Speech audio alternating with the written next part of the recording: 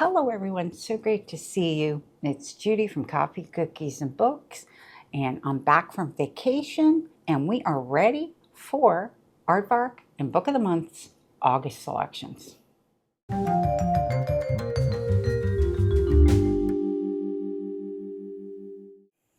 Yep, back from vacation. Very excited to bring you the selections from both Aardvark and Book of the Month.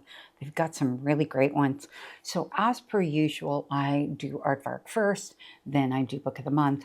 And basically what I do is I talk about what type of book they are, any details that the book service gives us on it and why they picked it, and then any content warnings, if any are associated. Some books do not have them, particularly romance books and that sort of thing. They don't always have content warnings. So, but I will give you those as well. And typically I go through, I don't know if I said that first, but I go through Aardvark first because there's not quite as many selections. There's just the main ones, whereas Book of the Month has quite a few add-ons, and they actually have a pretty robust list this month, although their regular selection list is a tiny bit smaller. All right, so without further ado, let's get started and let's talk about Aardvark's August selections.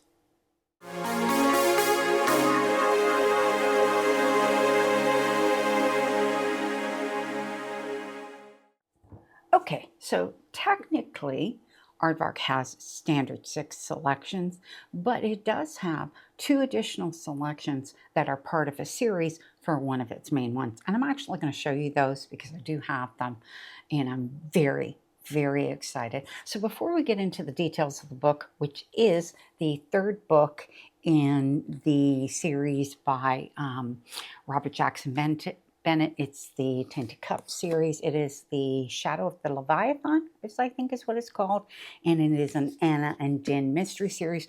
So this is the Tainted Cup, and then the second one is A Drop of Corruption, and I do have that one as well, and I will show you because these are special editions. And the new one, 3rd one, is A Trade of Blood. So I'm so excited. These are both top tier books for me. I loved them so much, although I will say I loved the second one even more than the first one. I think I gave 4.5 to the first one, and the second one's like 6 stars for me. It was so good. Anyway, so clearly I'm very excited to get into this one. Now, I don't want to give away too much, so I'm not going to read any of the synopsis, obviously, on this one. But before we get started into the details, I wanted to just give you an idea. So they say they're special edition, and the reason is that they have this really lovely gold foiling on the outside.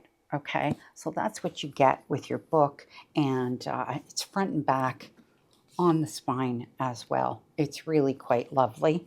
Okay, and I just wanted to show you them because it's like you have to appreciate it. Also still has that super soft feel that you get from all your Aardvark books, because Aardvark's covers are just a pleasure to hold.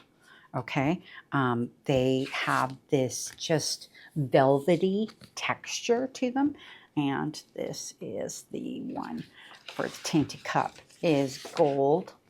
Okay, I think the A Trade of Blood might be kind of bronzy looking. I'm trying to remember. I did see an example of it. I'll see if I can find it, and I'll throw it up so that you can see what it looks like. I think I saw it on Aardvark's Instagram page. So I just wanted to pull those down from the library so that you could see what they are. So the 3rd one is, let me see, what does it say? At a Glance. It is a special edition with foil. It's the 3rd in a series. It's genre bending and is a repeat Aardvark author. It is categorized as fantasy mystery LGBTQIA. And then it says why they chose it. It says, y'all, this series just keeps getting better and better. This pick really needs no explanation.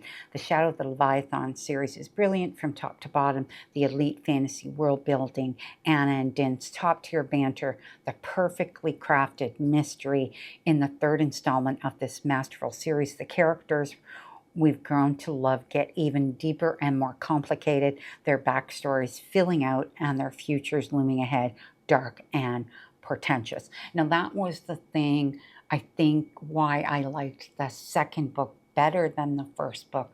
The first book had a slightly slower pace because it had a ton of base world that it had to build. So the second one didn't need that. It just literally took these characters, put them into a new environment, but you still had the key characters, right? And it actually built on these two characters instead of having to build the world because it was basically already done for you. So that was what I really liked more in the second book, that it was more about Anna and Din, the two of them. So that was what I really liked. So very much looking forward to this one. It has no content warnings. I will say that I do think that the actual deaths in the book can be a little gory. Okay, you know, it's a murder mystery. It's a murder, right? So when you have that, you have to expect that there's going to be a certain element of that's built into it, and that's definitely in that. Okay, so that's that one. It's Trade of Blood by Robert Jackson Bennett. Can't recommend it highly enough, but what Aardvark is doing is offering the 3 books. So if you do not have this series at all, you can get all 3. I think is brilliant, okay, because they're beautiful books, and I've enjoyed owning and reading them. Can't wait to get the 3rd one. It is definitely in my box, okay? The next one, which is also one that I picked in my box because I've never read anything by her, is The Women in White by Sarah Pekkanen. It's a thriller. It says historical, but by historical it means it's based in the 60s, okay? And it says it includes a dog. So it's only 304 pages, not a huge book, typical for a thriller, I think. And it says, at a glance, inspired by real history, a page-turner alert, puzzle of a book, dual timeline, why they chose it. Friends, it's hot out there. We're talking hair curling, shirt dampening, sizzling, sweaty hot. We're talking panting dogs and running through the backyard sprinkler, thick watermelon slices, and an extra spritz of setting spray to make sure your makeup is still perfect when your husband gets home for his 5 o'clock martini. We at Aardvark can't resist a 1960s story, the sweeping bouffant hairstyles and crisp A-line dresses, the rolling feminine rage and skewering of the patriarchy, sizzling like kebabs at a midsummer barbecue. And we like it even more when it's got an edge. So, and the beginning part of it is that there are 4 women at a university, subjects of an experiment, and they all disappear. So that's kind of where it goes. I just don't want to read the rest of the synopsis, but that is the crux of it. It does have content warnings that says suicide, pregnancy loss, and domestic abuse are the content warnings on that one. Okay, and I did include that in my box, so that's my second book. Next book is The Intrigue by Silvia Moreno-Garcia. Now, this is one that I had considered, but there were so many good ones, and there was one other one that I really, really, really wanted, and so, anyway, I didn't get this one, but I did consider it, okay? And it's historical, a mystery, and includes a dog, and at a glance, it's sizzling noir, Mexico World War II setting, family drama, looks can be deceiving. Let's see, the nod by gaze reading, noir and queerness share a vocabulary vocabulary, shadow, subterfuge, the art of being legible by exactly one other person in a room full of strangers. Both live in liminal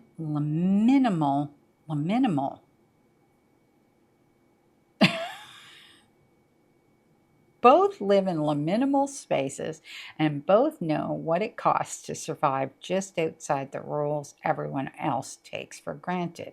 The intrigue gives us a con man with nothing left to lose, an heiress in waiting with nothing left to prove, and a plot to relieve a wealthy aunt of her fortune. More importantly, the book makes you fall for two people actively lying to everyone around them, including maybe each other. Beneath the scheming, the intrigue is a story about what it means to be underestimated by design and what happens when someone finally sees you clearly anyway. That's that one. There are no content warnings for that one. Okay, next one. Now, this is one I did consider getting. Okay, like almost. It was between this one and the Women in White. And I went with the Women in White because I haven't read anything by her. I do have another book by Barbra Truelove, which is Of Monsters and Mainframes, and I want to read that first. So that's how come I didn't go with She's a Doll by Barbra Truelove. It's a horror, inclusive dog, LGBTQIA+. Okay, at a glance, is unhinged main character, reincarnate as a doll. Good for her. We love a pink cover. I think everybody does.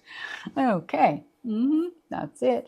So why they chose it, let's create a linguistic mood board, shall we? This book is dead goth girl turned bridal doll, chipped porcelain and ripped veils, emo music and manic panic, hair dye, teacups and Mad Hatter cosplays, glue guns and safety pins and staples. Punk rock DIY meets Lewis Carroll surrealism. It's queer and feminist and totally anti-establishment. A FU howled into the void of gratified across the bathroom stall, except instead of nihilistic, it feels hopeful and heartwarming and fun. She's a Doll is as strange as it looks, a seething slasher told from the POV of a literal antique doll who will stop at nothing in her quest for revenge. It's a wild ride, sometimes serious, sometimes campy as hell, with all the absurdity you might expect from an 18-inch toy hell-bent on a vicious, blood-soaked killing spree. I mean, all I can think is Chucky. I mean, like, right? Chucky. In female form. Bride of Chucky. There you go. Okay, content warnings. A sexual assault, non-violent animal death from old age, it says in brackets. So that one I actually did consider. I think what kind of put me off a tiny little bit was just the idea that it's a toy. I don't know how I feel about that. I think I want to wait to see what other people think about it. Like people I know who read unhinged stuff like this are probably going to read this. So I'll wait and I'll see what they think about it and then go from there with it.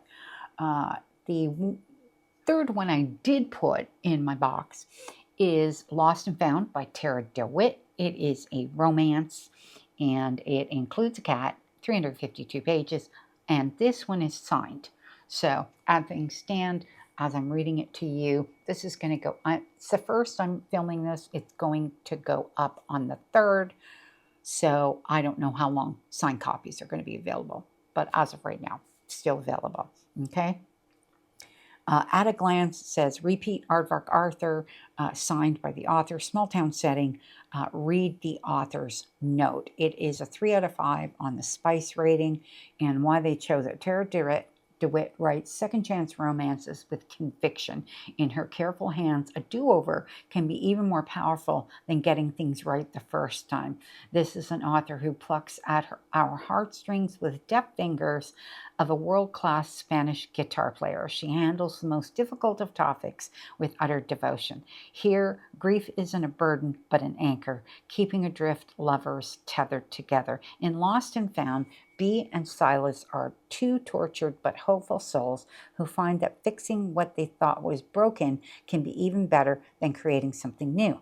It's a novel that's not afraid to feel its feelings. You've got trauma, redemption, mourning, loss, and celebrating new life, sad crying and happy crying, and everything in between. If you're looking for a summer romance that's life-affirming and brave, this one's for you. Okay, and it does have content warnings. It says breast cancer, burn survivors. Please note that this book deals with pregnancy and IVF. Okay, so those content warnings are out there, so you know that that's there. Okay, and the last one for Aardvark is Country People by Daniel Mason, and that is literary satire, includes a dog, 320 pages. And the at a glance is GMA Book Club pick.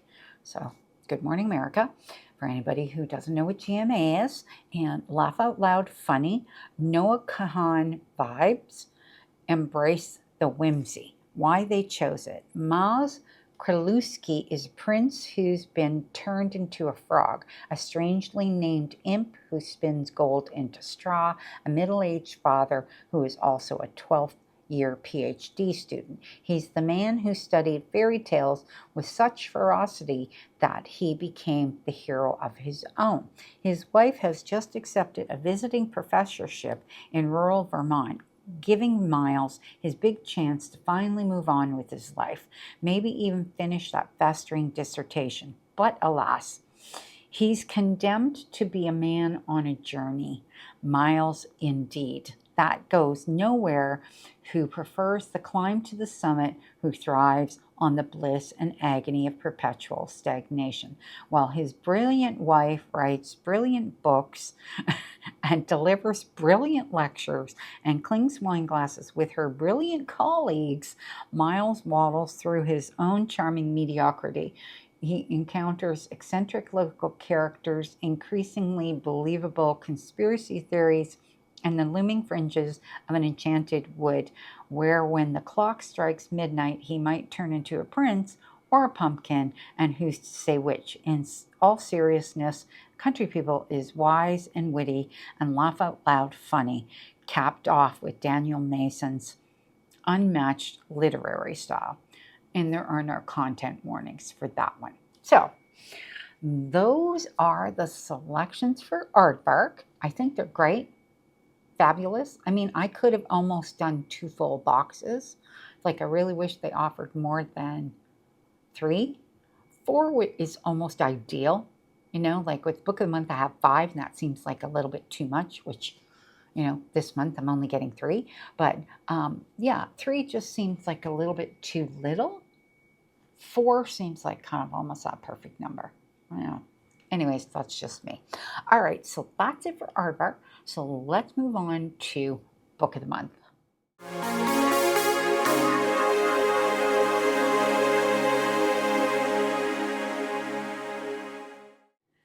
Okay, so as always, Book of the Month, we have our regular standard selections.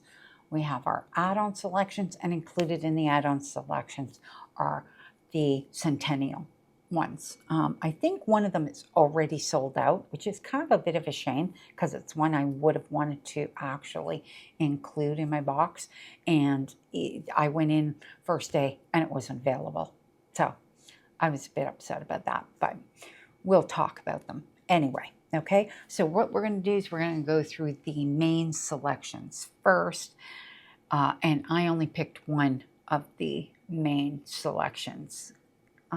And then in the add-ons, I think I picked 2.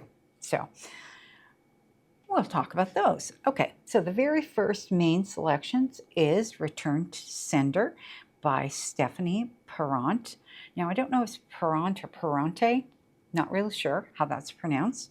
And this is a debut romance. And the quick take on it is this heartwarming road trip romance explores grief, unlikely connections, and love as a journey, not the destination.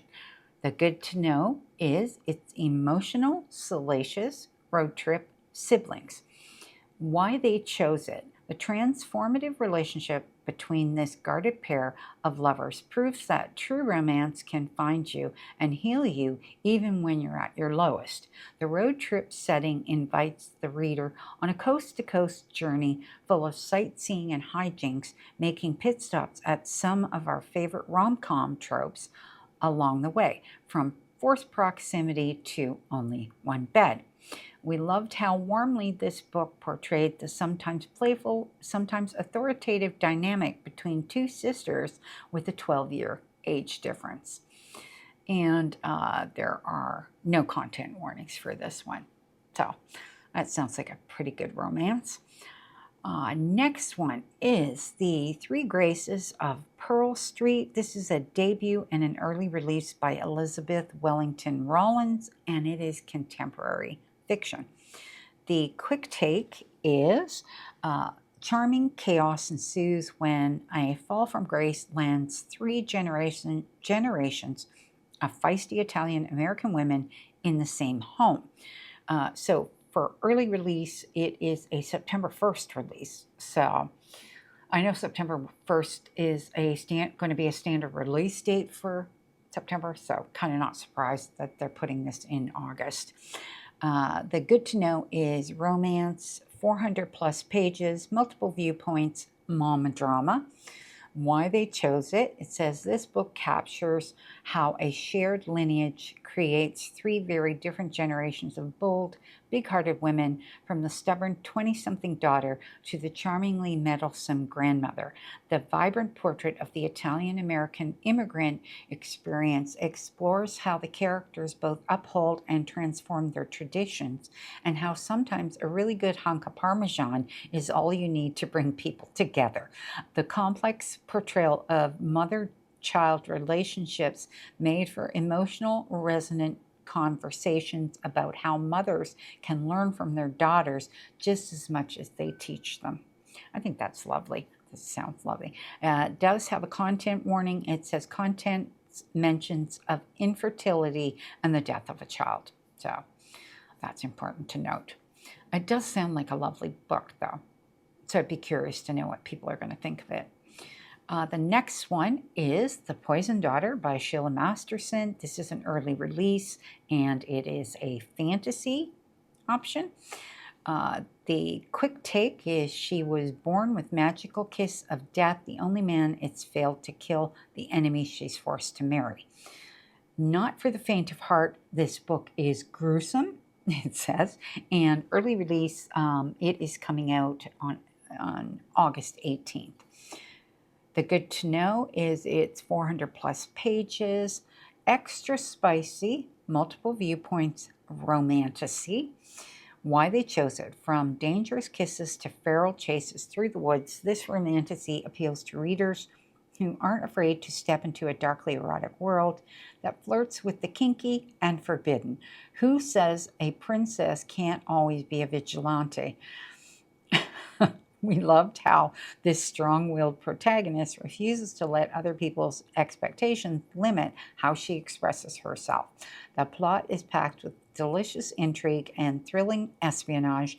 If you like the smug feeling of how a secret no one else knows, you'll love the schemes that unfold around our characters. This is great. Content warning contains mentions of domestic violence. Okay, so that's that one. Looks like a good one. Okay, next one is Meet Me in the Garden by Nina LaCour. And this is a repeat author, historical fiction. The quick take is this immersive family saga explores love, legacy, and learning to be your truest self, no matter the cost. The good to know is it's family drama, LGBTQ plus themes, salacious, and literary. Why we chose it. The writing in this story feels like a series of elegant, measured brushstrokes with sentences just as lush and vividly detailed as the paintings the protagonist creates. The layered exploration of the queer and Creole experience in mid-20th century America isn't afraid to grapple with the complex historical reality of identities in hiding, from lavender marriage to passing as white. The well-drawn relationship between the three central sisters highlights the messy, misguided, yet beautiful side of sibling relationships and the challenges of finding your own path while still craving your family's approval. It says New Orleans, 1944, so that is the time frame that it's in.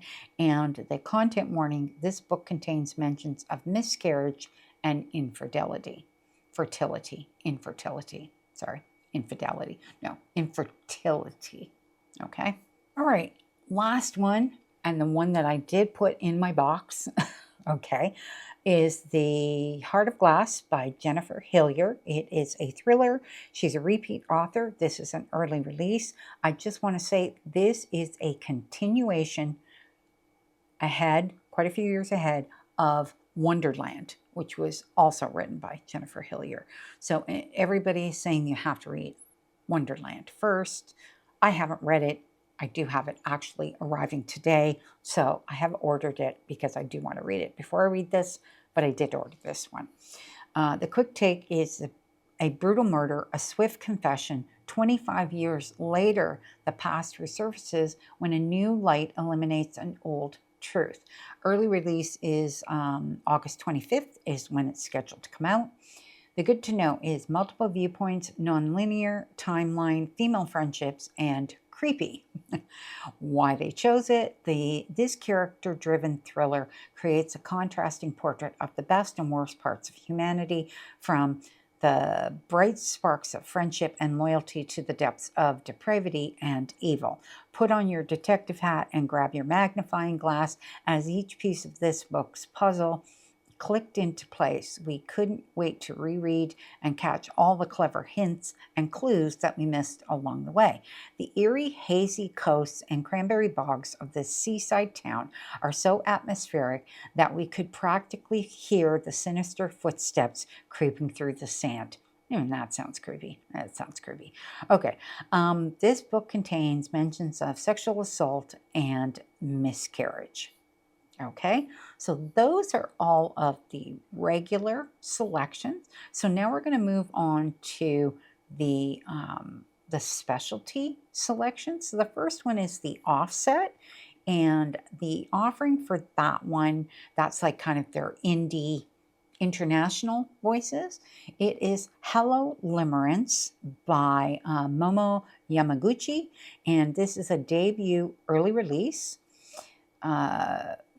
The pitch is this one's for people who swear that DGAF, is it DGAF, but are split open by bottomless want? Not really sure about that because the DGAF, but are split open by bottomless want.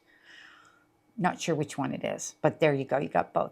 Virginity freshly conquered. Mika is on a dizzy carousel of vice, sex, alcohol, hyperfixation, meals, shopping, and emotionally unavailable men.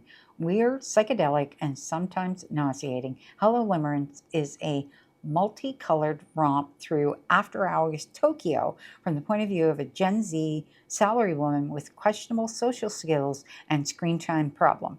Read if you seek an irreverent peek into the highs and horrors of dating in your 20s, if you've ever regretted a risky text. So there you go. Early release it's scheduled for August 18th release, and the angle says it's thought-provoking, amorous, and Tokyo Nights. Let's see, is there any content warnings? It says there's no content warnings for this one, so I'll leave it at that. Certainly sounds interesting. Okay, and then the other one that was a August selection, the Centennial selection, was In Cold Blood by Truman Capote, and it is not available. It is sold out. I'm kind of disappointed. It says it's sold out because I would have liked to have grabbed that one, but it is what it is. Okay, so now what we're going to do is we're going to look at the add-on selections. And I think there were 6 of them. Hold on, I need coffee. See? Yeah, 6. And I chose 2 of the 6. Okay. Yeah, I'm like a frog in my throat. Okay, first one. I mean, come on. You guys are going to know that I would have chosen this one. And that is The Unknown by Riley Sager. Because, you know, I love me my thrillers, right? And I like Riley Sager. So, it is, a quick take is when a movie crew visits the site of a century-old disappearances, haunting parallels manifest between past and present. The good to know is in multiple viewpoints, non-linear, creepy, and on an island. So it is an isolated setting from the sounds of it. I don't want to read it is a huge synopsis. I'm just going to read that first paragraph, maybe a little bit, okay?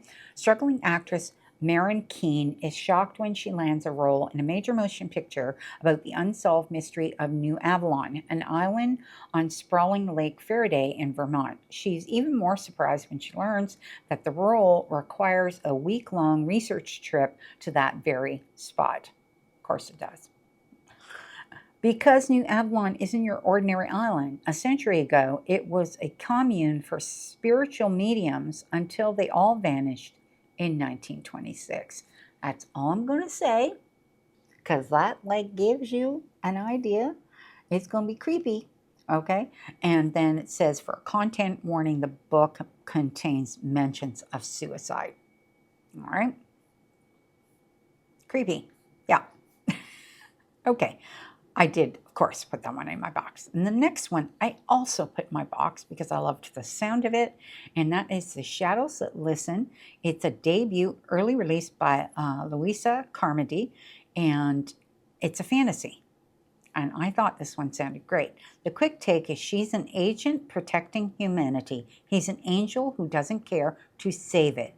Can a dangerous quest make them allies? The scheduled normal release date over and above Book of the Month is August 18th for anybody who's interested. And the good to know is it first in series, salacious, enemies to lovers, romantasy.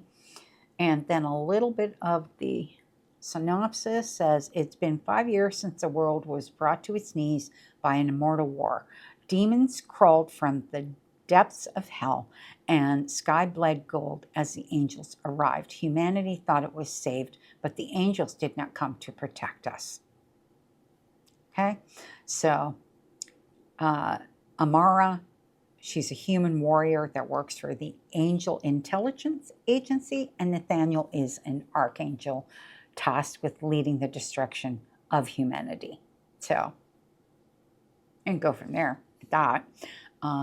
There are no content warnings for it, though. So that's a good thing. But I did include this one in my box because I loved the sound of it. It kind of gives me Crescent City vibes, a little bit of that.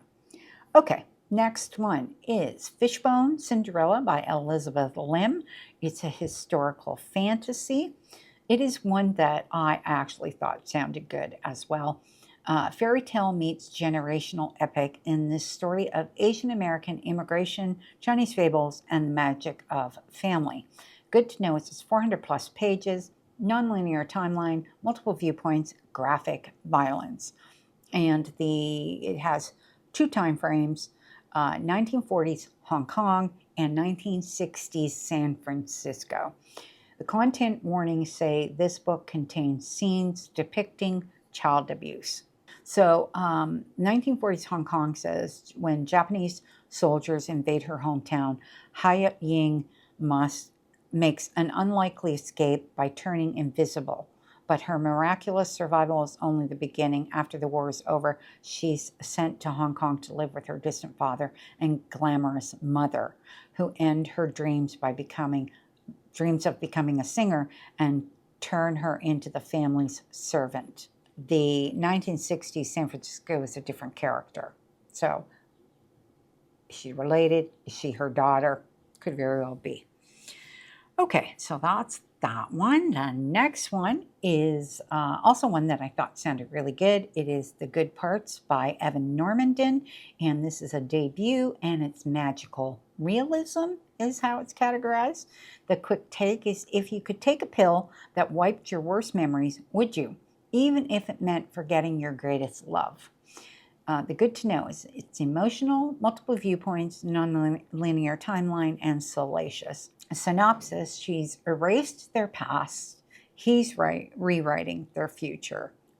When Landon receives a letter from Rose, the woman he once planned forever with, he learns their love story is over. She's undergone a radical memory erasing treatment, leaving behind her grief, her past, and him. But Landon can't bear to lose the love of his life. If she fell for him once, couldn't she fall for him again? This book contains scenes depicting suicidal ideation and the death of a child. So those are the content warnings on that one. Any content warnings? Yeah, the content warning on the Fishbone Cinderella is this book contains scenes depicting child abuse. I'm not sure if I mentioned that or not, so I wanted to make sure I went back and did. Okay, next one is Maggie, an Author's Magical Moment by Leslie Renee, is a debut romance. The quick take is when two professors hit the spellbooks to fix a magical misstep, their long-standing chemistry becomes unavoidable. The good to know is it's 400 plus pages, salacious, multiple viewpoints, romantasy. You say romantasy? I guess because there's magic involved. A little bit of synopsis. Despite the college's budget cuts that slashed her syllabus, linguistics and incantation translation professor Maggie Linden has almost made it to the end of the spring semester. To celebrate, Maggie attends a magical masquerade on Beltane. Maybe the end-of-year frenzy explains why she kissed a masked stranger at the festival, though her celebration may have come too soon. An accident in the lab of famous and famously broody alchemist Arthur Tellison sets loose a dangerous, haunting magic called a pall that renders the nicer parts of their academic building uninhabitable. Maggie is assigned to share her tiny basement office with none other than Tellison himself. With his insufferable attitude and unfortunate good looks, Arthur makes it impossible for Maggie to concentrate on anything: her research, her students, finals, exams, or tracking down her mysterious Beltane suitor. She'll do anything to get Arthur out of her office, including offering to help him reverse the magic that threatens the school. But Maggie is starting to realize her office mate may not be the conceited grump he pretends to be. In fact, much of what she thinks is true about Arthur is merely a mask. There you go on that one. Okay. And last but not least, we have The Project by Annie Lord, and says contemporary fiction. Oh, this one is sold out as well. But I will read you the details in case you're interested in it, and you can go and look for it elsewhere for sure, right? Just because it's Book of the Month doesn't have it, doesn't mean you can't get it somewhere else. Okay, so the contemporary fiction, not sure if I said that. Quick take, sick of Hinge? Look no further. These two best friends believe they can turn even the unlikeliest suitor into the one. So the good to know is it's romance, female friendship, salacious, coming of age. In the synopsis, when 26-year-old Daisy wakes up next to James Stanley, she can't believe what she's done. She slept with James, the most boorish boy she knows, the black sheep of their friendship group, someone who once told her that he'd never cried in his entire life and sounded proud of it. But sleeping with James is a casualty of a much larger problem. There is not a decent single man to be found in London. At least that's what Daisy and her best friend Maya think. All the good ones are taken. Even the average, not so good men have beautiful, educated, and accomplished girlfriends with perfect hip-to-waist ratios. Where have all the good men gone? Okay. No content warnings for that one either. Again, sold out on Book of the Month. So again, this is going up. I'm actually recording this on the 1st of August. This is going up on the 3rd. Book of the Month, I think they came out on the 30th. So they were a couple days ahead, which is why this is probably sold out already. But yeah, so if you're interested in it, check into it somewhere else. I'm sure you'll be able to find it. Okay, so that is it for all of the books from both the book boxes. Hope you found something interesting. Would love to hear what you have chosen from there. You know what my picks are.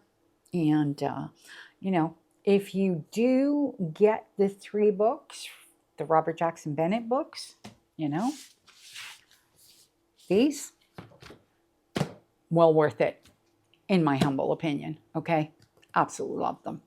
Can't recommend them more. Okay, so that's it for this video. And yeah, so we've got an exciting August coming.